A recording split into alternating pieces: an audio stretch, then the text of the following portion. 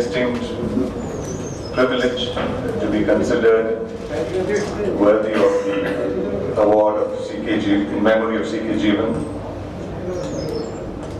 whom I did not know personally, but I find some very unique characteristics of the man who must be remembered so intensely and so fondly after 15 years, after he left all of us. I have the added responsibility of speaking on the theme of convergence of print, visual and social media in the contemporary milieu, which I will try and do not at length but in as brisk or succinct a manner as possible. I think we are all aware of the fact that the media is no longer compartmentalized or segmented as we knew it before. Indeed, one of the changes that has taken place when we moved from the industrial revolution model to the information revolution model is that we moved from an age of analog media to an age of digital media. And as that shift took place, this concept, this process, this idea of convergence took hold of our lives, particularly in the media, for media practitioners, for receivers of media, for beneficiaries of media, for victims of media. Convergence, as the Massachusetts Institute of Technology, which is at the cutting edge or in terms of culture and technology, defined it is, if you imagine three separate circles, if you imagine print and publishing as one circle, broadcasting and cinema as a second circle, and internet and cyber media as a third circle, these three circles are coalescing, they are overlapping, they are coming together. That is the technical definition of convergence as defined by the MIT, Massachusetts Institute of Technology. And therefore, ideally, such a convergence should make for a big difference in the way media affects our lives, in the way we deal with media, in the way media makes a difference to our lives. And we can see that happening. We can see slowly that I run a college of journalism, and one of the first questions I ask students when they come for a new batch of students come every year is, how many of you read the newspapers? And in a class of say 200 students, hardly 4 or 5 hands go up. Initially when I saw this, I was very shocked, I was very concerned. I thought, how are these people going to be journalists if they don't even read newspapers? And then of course you learn very quickly that they're not reading newspapers is not indicative of their not knowing the news. They are online, they go online, and in fact, their breadth of news is far greater than those who read newspapers. Because they know the context, they know the extra commentary, they know, and as you know, all the internet editions of newspapers have far more news than the newspaper edition itself has. Because there is a paucity of newsprint, there's a limitation of newsprint, there's a limitation of space. Whereas the internet editions often give you longer versions, they give you hyperlinks, they take you to other related contexts. So there's a whole infinitesimal area of breadth and depth on which these students are able to understand news and learn news and evaluate news and contextualize news, which we who are used to the newspaper along with our morning cup of tea or coffee may not have, surely out of habit. And that's a new generation. That's a new generation of media recipients, of media, shall we say, consumers. Their knowledge is broader than in many ways ours. And therefore they probably develop a healthy disrespect sometimes for politics, or a healthy respect for politics. They're able to assess people in very different ways. And there is a paradigm shift, a kind of model shift that is taking place in the terms of how they relate to the media, how they experience the media. So what we find today is that the single tablet, a screen, is becoming convergent in the sense that your newspaper, your radio, your television, your internet, they're all delivered to you perhaps on a single screen.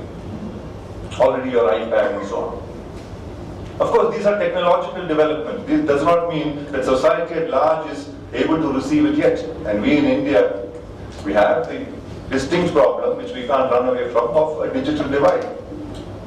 That the masses of our population cannot afford some of these gadgets, cannot afford access to the broadband that is required, access to even Wi-Fi.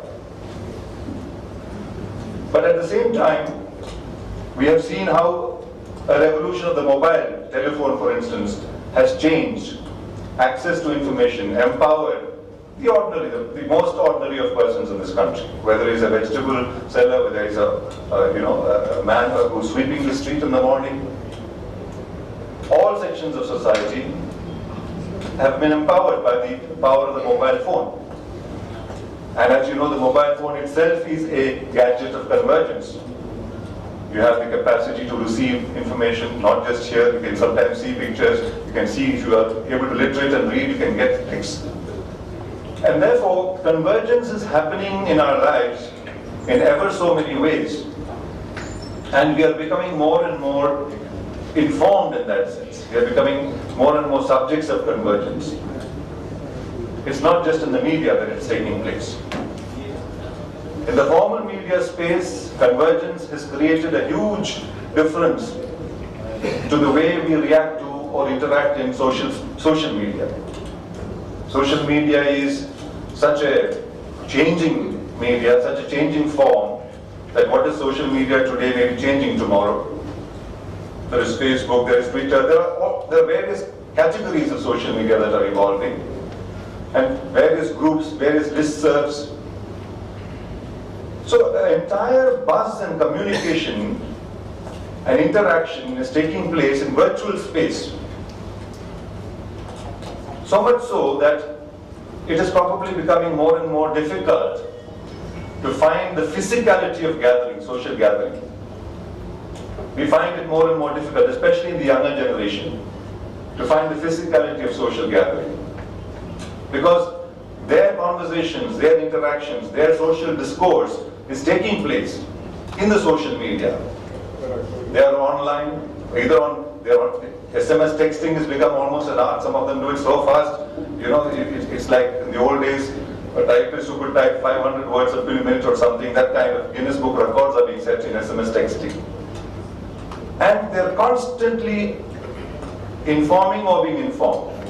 Constantly, often it's a live wire kind of situation.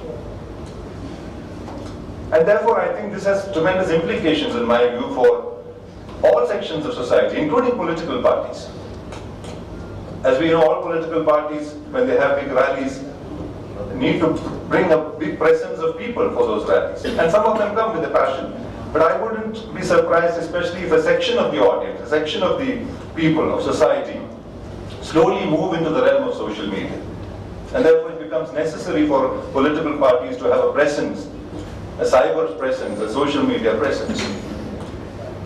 Social media, by definition, is, I think, a check and balance area for formal media, formal news media. Whether it is television or newspaper or radio, the non-formal news media, I find, for instance, and many of you who are active on the internet and so on will find, there is far greater commentary, far greater contextualization, far more valuable information these days that you get from the social media, from other forms of internet, than in the formal media space. There are experts who are giving us views. And we are also able to see very often how the agendas of formal media are diluted in the social media. So it is an alternative space in many ways. It is an alternative space. A space where the ordinary citizen, the people of this country, can express their views, their opinions. And I think a good example, illustration of this, we have seen many illustrations. We have seen the Arab Spring, we have seen the Occupy Wall Street movement in the United States. But in our own country, in the capital of India, in Delhi, when you saw the Aam Aadmi Party emerging with just a couple of years of activism, as a ruling party today, with some outside help, of the state of Delhi, it is largely through the power of the social media. How do they organize They did not have the funds to organize, they did not have the funds to bus in people, truck in people to Ramlila grounds or wherever they had their meetings. They would announce a meeting on social media, it would spread viral, it would go viral as they say, on the social media or on Twitter or on SMS mode, and 10,000 people, 15,000 people, 20,000 people turn up for a rally, for a meeting. So I think there is a tendency on the part of some of us to say, these are technologies which will take time to seep down to the people. We said that until the mobile phone became such a commonplace that in every village in UP or Bihar, the smallest denominator uses a mobile phone today. And people adapt to technologies faster than we imagine. Literacy need not be a problem. One of the advantages of this convergence, the process of convergence, is precisely that. I think we are very distinct in Kerala because we have had 100% literacy. We have had a campaign, a movement. In many ways, the quality of life here is better. But today, because of convergence, the advantage of literacy has actually been diluted a bit, because we are going back in many ways to the oral tradition. I don't want to be misunderstood, but we should not assume that literacy is always better than the oral tradition. I'm not saying this because I'm from a television stream where you don't need literacy. In television, you don't need literacy, you just see and hear. And in fact, if you know too much, it's a liability on television because you're not supposed to be very intellectual. It's a kind of dumbing down, the least common denominator operation to reach the largest sections of the people. But what I mean is that in the social media today, you have video streaming, you have the visual, you have podcasting, you have the sound, you have the text. So these three forms of information, of communication are combining again in the social media.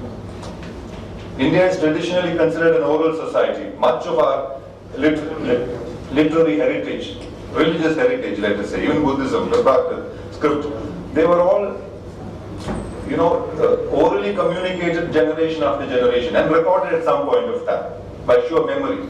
It's an exercise, it's a dazzling exercise of memory.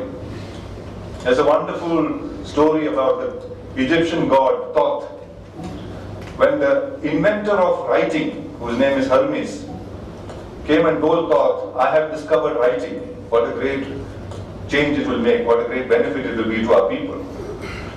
The Egyptian ruler, Thoth, thought about it, God and ruler, the ruler gods, thought about it and said, I'm not so sure it's such a good thing, because it is true that with writing you can record, everything will be recorded, everything can then be referred. But it is also true that with writing, man will become less and less reliant on his memory. You don't need your memory because you can record it, you can refer back to it. Today, of course, this is not to underwrite the importance of writing. Writing was very, very important for moving us into modernism, for the Renaissance, the Gutenberg press, the printing revolution. All of this has made a very huge civilizational difference to us.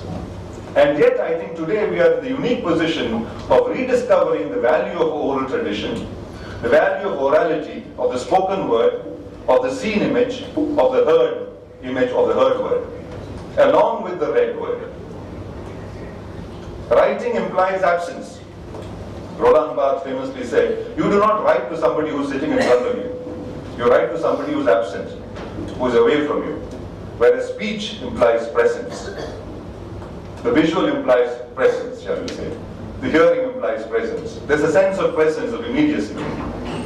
So these are the oral traditions which are being recast, redeployed, reinvented in many ways, and becoming part of the convergent technology that we are speaking about today. And the formal media is yet to, I think, discover much of this, is yet to use much of this. It is true that most newspapers have an internet site, but that's just a version, shall we say, internet version of the print edition of the newspaper. Whereas the true idiom and the true cultural, shall we say, uniqueness of internet, of the cyber media, of cyberspace, is yet to be realized. It's a work in progress, it's going on. I don't think any of us can say that we have arrived there. So we are living in very fascinating times of convergence. Convergence is actually the biggest work in progress of our century. And that's going to make a big difference to the way we understand the world, the way we see the world, the way we react to the world, and the way we are empowered in terms of these interactions. Also, social media, one of the most powerful aspects of the social media is that it empowers democracy. And it has little patience for autocracy. China is fighting a losing battle against the social media. We can see that. Chinese, although they have accomplished great strides in terms of the economy, in terms of sophistication of art and literature and so on, has, like many socialist countries, tended to be absolutist in terms of the information. But we can see that the people of China are more and more restless, more and more impatient. They state their views, and the state is finding it increasingly difficult to control the spread of such social media. So convergence is such a mutating concept that it's difficult to control it. And it's a user generation of information, how the people themselves generate information and use that information. So it is not something that some people can give the others. It is something that civil society, the social sphere, is giving unto itself. The Constitution of India says, we the people of India give unto ourselves, the Constitution, which actually social media is something where the larger sections of the people of this country or across the world are giving unto themselves the power to communicate, the power to be informed, the power to express their views, the power to dissent, the power to assent, and the power to carry their lives forward as they see fit. So these are, I think, the unique propositions of the social media, and I'm sure many of us, some of us are allergic to social media. We may not yet have entered this fascinating world.